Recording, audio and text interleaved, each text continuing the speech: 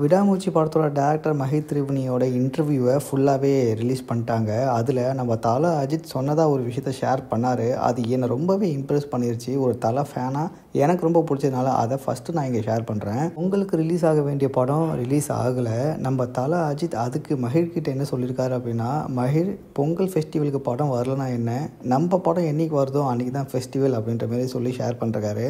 இந்த விஷயத்தை நல்லா நோட் பண்ணி பாருங்கள். நம்ம தலை ஃபேன்ஸும் அதே தான் சொல்லுவோம். எங்களுக்கு படம் என்றைக்கு வந்தாலும் அன்றைக்கி ஃபெஸ்டிவல் தாண்டா அப்படின்னு சொல்லுவோம். ஸோ தலையும் தலை ஃபேன்ஸும் ஒரு விதத்தில் சிங்க் ஆகிருக்கும் அப்படின்றத பார்க்கும்போது எனக்கு ரொம்பவே பிடிச்சிருந்தது. இன்னொரு பக்கம் தலை என்ன சொல்லியிருக்காருன்னா, ஆடியன்ஸ் படம் பார்க்க வராங்க அப்படின்னா முடிஞ்ச வரைக்கும் அவங்கள ஏமாற்றாமல் அந்த ஸ்கிரிப்டை கரெக்டாக கொடுக்கணும் அப்படின்ற மாதிரி தெளிவாக சொல்லியிருக்காராம்.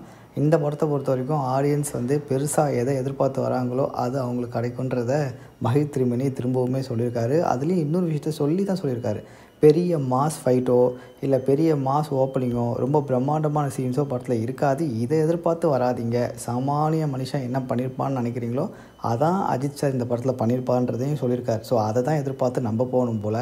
இன்னும் சில விஷயங்களை ஷேர் பண்ணிருக்காரு. அது அப்கமிங் வீடியோஸை ஷேர் பண்ணுறேன். தலை சொன்னார் இல்லையா, அதை பற்றி நீங்கள் என்ன நினைக்கிறீங்க? அந்த பொங்கல் ஃபெஸ்டிவலுக்கு வரலனா என்ன, நம்ம படம் வந்தாலே அது ஃபெஸ்டிவல்னு சொல்கிறாரு இல்லையா, அதை பற்றி நீங்கள் என்ன நினைக்கிறீங்கன்றதை கமெண்டில் போட்டுருங்க.